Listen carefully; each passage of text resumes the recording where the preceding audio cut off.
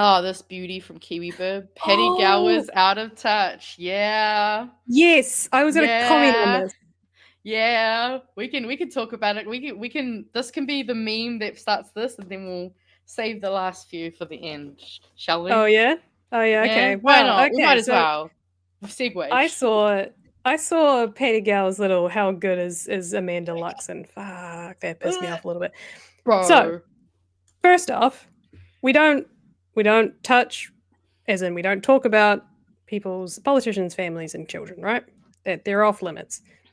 However, she has publicly spoken out. Therefore, she is the center of this discussion. Discussion, guys. Um, I haven't seen the podcast yet. I'm trusting Paddy Gower's made a I good got a I got a clip if you want good one. faith. No, go for it. I would Oh hope yeah. that he's made a good faith summary of what she was talking about. Oh I shit. In my household we definitely have debates around talking to both sides and keeping the communication lines open. Mm. I am always a little bit on the side of, yeah, I mean, keep talking and you got to have people with different opinions. But more and more recently, I've been on the side of there kind of isn't any talking that you can do with some people, especially the far right, because the far right do not play by the rules. They don't Mhm. play by fear. They don't play by empathy. They have none of that. They have self interest and self interest alone. You cannot negotiate with people like that. The line that comes through is you cannot negotiate with terrorists, but you can't negotiate for people with people like that. And one of the things we saw out of the Trump election, the 2024 election in America, is you saw people disown their families because they'd voted for Trump. And those people that disowned their families quite oftentimes were part of the rainbow community who saw what Trump's administration was going to do to trans rights, Mhm. for example, is a perfect example. And they disowned their family because they voted for Trump. I do not for one second blame them for disowning their family. Because Absolutely. imagine, because what she said, the Patty summarized it, but essentially what she was saying is that, you know, what that literally says right there, we seem to have lost the ability to hold differences and still be Mm. friends. How can you possibly be friends with someone who does not respect your identity, who does not Mhm. respect the way that you want to live your life? It's I couldn't be friends with someone like that who voted against. I mean, this is really what you should be saying, Mitch. Sorry, I'm putting words in your mouth, but Nah, this is you. essentially like you. How dare she say that you've gotta still be friends with someone who opposes you that much, right? Mm. Like that's what a lot of people are saying. The divide is. The divide is not in the center either which way. It's the progressives, it's the radical leftists, it's radical change makers, and those who want to go back to the status quo, remove people's rights, remove people's identities, and not progress forward into the new age. Mhm. I mean, Hetty, it's also tell us just what like you think. so clearly the timing of everything is just like, oh yeah, trying to make the bro look better, eh? Nice Hmm. try. Let's see. You, how good is Amanda Luxon? Yes, Amanda Luxon, because I reckon Amanda Luxon is really good. Why? Because the Prime Minister's wife, as she's known, has given one of the best takes on the polarization of politics that I have ever heard. And so this statement, first of all, this one just fucked me off because I'm like, this out of all of the ones you've heard, including the really awesome ones from Tangata Whenua, this upper class white woman who hasn't even lived in this country for a good portion of her life, who raised her children overseas, is apparently going to be able to fix all of our fucking problems. Like, I'm so disappointed. Anyway, let's keep going, otherwise I'll rant.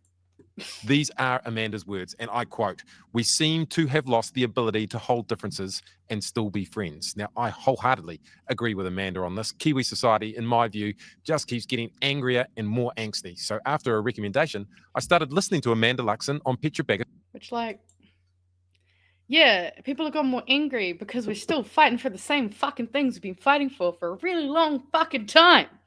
Like, just to say that this is just people not getting along is so disingenuous. But, like, definitely agree. Kiwis do have a bit of a problem with kind of dying on certain hills and maybe not.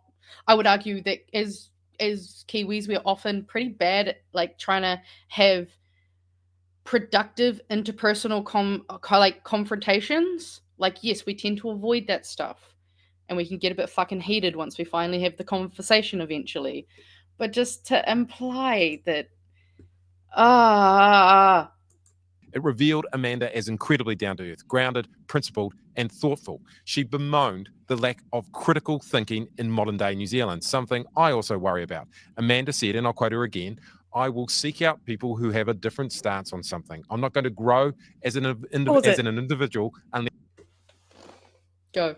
Amanda Luxon, come Right? have a chat. Kōrero mai.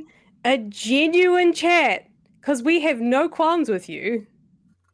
When I'm saying I'm annoyed at what she said, I'm saying it from, like, the general perspective of, like, this is the conversation we keep having, is like, we should all be friends. It's like, no, there's some groups of people that you cannot be friends with when you ideologically oppose so firmly. But if she genuinely wants to seek out conversations that are going to make her and challenge her, I would love her to come on and have a conversation with us. Genuine, not attacking her at all. And I would never do that to someone she's not in the public eye, apart from being the Prime Minister's wife, which I think is just unfortunate, because you gotta get thrown in the spot. Married to him.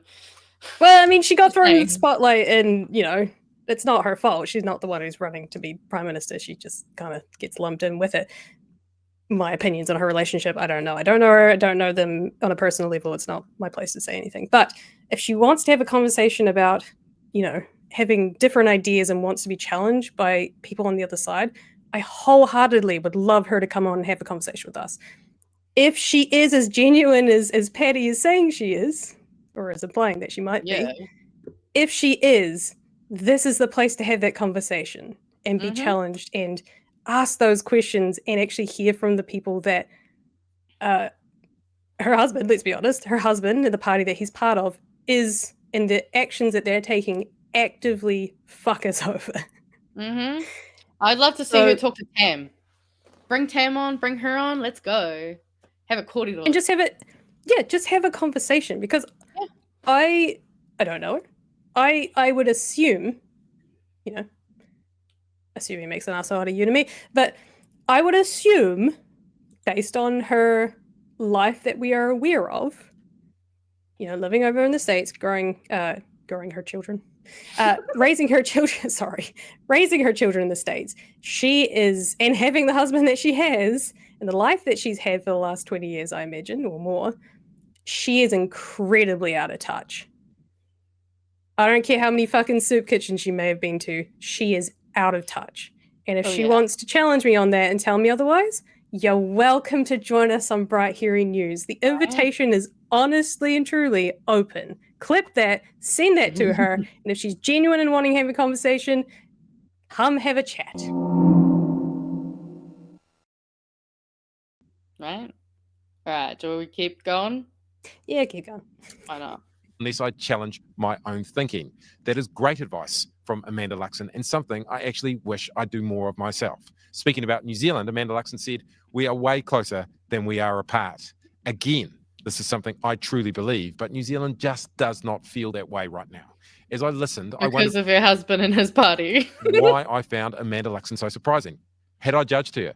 Hate to admit it, but maybe I had. I hope not. It certainly made me reflect. At the very least, I didn't know much about Amanda Luxon. I'd only seen Women's Magazine articles, selfies on Christopher Luxon's Instagram, and the clickbait about her election night biceps. But what I really liked about what Amanda was saying to Petra, I really, really liked it, because it came with a certain authority from the uniquely cursed position of a Prime Minister's partner, where the person you love is hated by a lot of people. The partner tends to cop it too, and in the past, they have been judged, labelled, put in a box, or even been the victim here in New Zealand of cruel rumours and outright lies. As Petra put it to Amanda, some people will listen to this to not like you. You are the baddie, and your husband is a baddie.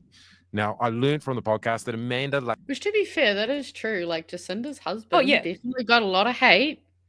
Oh, yeah, 100%. That's what I'm saying. Like, there is no reason to go after someone's wife, children, husband. Like what we heard with Shane Jones saying that his wife was accosted when they're at the airport. I wholeheartedly condemn that. That's disgusting behavior. What Pede, right? What he had done was not attack Casey Costello, but confront and have a conversation and actually made his voice known. I think he said that she was alone at the time. Well, not alone, but she wasn't in the company of her family. And he said explicitly if she was in company of children or family, he wouldn't have done it. You know, absolutely. he wouldn't have. And I think all of us should follow that in saying if there's children around, if there's, you know, if it's family, your target is not the family. Don't touch the family. It's not their fault that they just happen to be associated. It's like Elon Musk's children, right? It's not their fault that they're fucking his children. Sorry. Exactly. Fucking his no, children. you're Sorry. good. I'm also just trying to see if I can get the word out of there. That sounds like then what do you call it? Not the adjective. It sounds like a verb. Don't ask me English. I'm bad at English. There's just a tiny bit that I was trying to see if I can find real quickly. Time understanding how different personalities work as a workplace consultant using what's called the Myers-Briggs test. Which I'm like, oh, the Myers-Briggs test. Like, that does hang on. You know, the 16 personalities fucking test, you would have seen a million different places. Yeah, I thought when he said that, I was thinking of the other one, which I really like. Yeah, the one that's like INFP or ENFJ. No, that one. That's Myers-Briggs. There's so many of them. Not Milton Glasner. There's another one, but basically there's consultants that go around workplaces and they if someone can think of what it is. But I thought when he was talking that he meant that one, and I was like, oh yeah, that's kind of interesting. Those people are kind of interesting. Myers-Briggs can go fuck itself. It's like the worst of the personality tests. Yeah, exactly. Because actually, in some of the, I thought I'd be like nosy and double check. But yeah, they literally have noted that within the Myers-Briggs, you can experience what is called the Barnum effect, which is where people tend to overestimate the accuracy of descriptions because they're vague, such as how people like practices such as astrology and fortune telling. And that's apparently what makes her qualified to speak on this. Yeah, I mean, it's like there's so many questions around Bowley using such types of tests to begin with, because there's already issues within that. But Myers fucking Briggs of all things, just embarrassing. Yeah. There's one bit I don't know if we able to find it, but basically I did take a note down that he basically said that Amanda Luxon was like, disagreement with bad intent is destructive, but disagreement with good intent is constructive. Which I'm like, yes, but are you saying that she's implying that what the government and these things are doing is actually with good intent? Like, there's a weird implication that just felt like was being kind of put across that just felt... Oh, yeah, here we go. There we go. I think it's Clifton Strengths is what I was thinking of. I do like the Clifton Strengths one. I'm not dying on the hill of like, it's the best thing and you have to do it. I actually really like that one. That one I really got. And that's why I was thinking the one that she was part of. If she's part of Myers-Briggs, it's Myers-Briggs. Sorry, girl. No, you're good. Of conflict away. Her thesis on this was that disagreement with bad intent was destructive, but disagreement with good intent was productive. Some people will say that these all sound like meaningless platitudes, that they're very airy-fairy, but that would just fall into the same divisive and angry trap. Which, like, this is the part that I don't like. I'm like, what the fuck are you trying to say, bro? Who are you trying to say is the one that is doing the divisive version, and who are you trying to say is doing the cohesive version, I guess? Like, it just feels icky. I don't like it. I don't love the way it seems like he's basically trying to fucking pop her up on a pedestal so that people will like her husband more, because that's pretty fucking obvious. Like, I don't know. I what I said on Blue Sky is that I think he needs to change it to "this is the fucking propaganda," because that's what it feels more like what it is. It doesn't feel Yeah. genuine, and at the same as well to say that this out of all of the conversations that we have been having over the last however many months this nightmare of a coalition has been in house, like this is apparently the best take he's heard. Like, I don't even know if it almost feels like I can't believe that, like, Paddy Gower would actually think that if it wasn't for the fact that he's got to make his bag because we all got rent to pay. Like, I don't know. It doesn't seem genuine. And if it is genuine, then he's a cunt. Paddy, feel free to come on and explain. Yeah, because I'm just disappointed. I'm disappointed and mad, actually. There's definitely people that I think the idea that she had the best take is pretty thin. I think there are some people that have much better takes on how to toe the line between. Absolutely. And I mean, Yeah. that's what I just found almost disrespectful. Like, we have Yeah. rangatira like Edu Kapakingi and fucking Hana. And you're gonna tell me that hers is the best? Like, she knows this country, like she even understands how social cohesion in this country is maintained. Because I have read so many for my uni stuff. I have read like Peter Gluckman. He's literally written so many research articles and stuff about social cohesion. He did it all through, like, him and his team did it all through, like, the pandemic. There are so many more qualified people to speak on this, but he's going to say that because she does Myers-Briggs tests when she hires people, she is, like, qualified. I don't know. It's just crazy. Yeah, I don't disagree. I think everyone does not disagree that there is a big divide between opinions on the right and opinions on the left. But I think for myself, I'm always conflicted on the idea that we find the middle ground and we have a chat and we try and meet somewhere in the middle, or at least kind of bring people, to a more empathetic side of things. But there is more and more radicalization and splitting of hard left and hard right, and you cannot. We've seen it time and time again that the left try and play the center, and they try to play the good, and they try and do bipartisanship, and they listen, and they find a middle ground. The right comes in and they bowl that all over, and they fast track everything, and they rip everything to shreds and cause the division with the fucking Treaty Principles Bill. Luxon and the RSB wasn't a deal breaker. RSB, we see you, and bitch. RSB, which is one of the worst of the two, which didn't get any attention because it wasn't as big, but that was a promise that he did make that he will let through.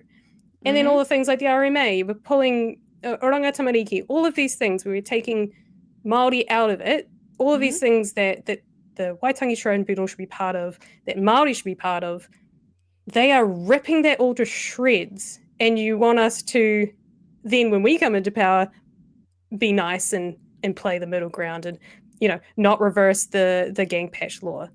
Not undo. And I get why you don't undo all of that shit, because it's a waste of time. I get it. But we are not aggressive enough when we come into power to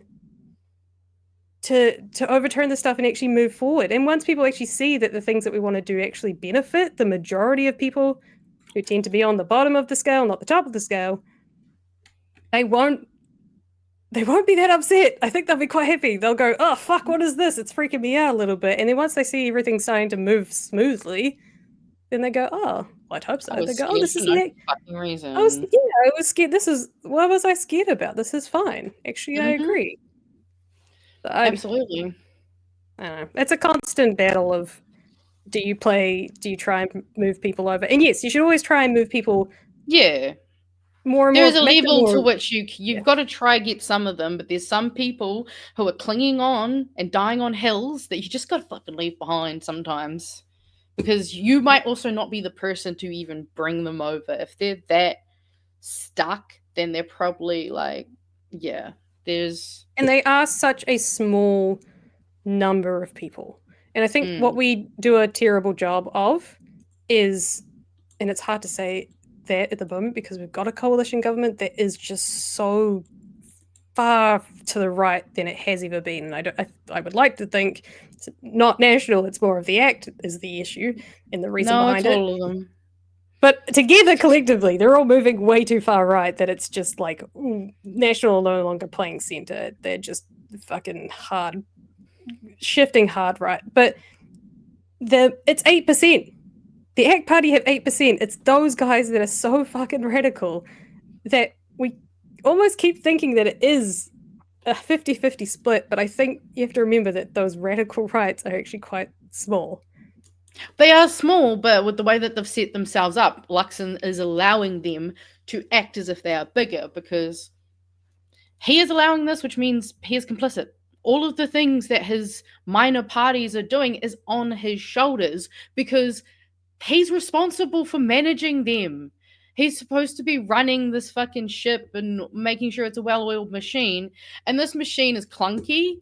It's got weird shit seeping out of weird places. And there's noises that we can't figure out where they're coming from. And also, you're behind on your rent. Like, it's ridiculous. He's terrible at this. And we're just getting absolutely fucked. I'm sick of it. Ask me first. Consent. Maybe they need that consent education.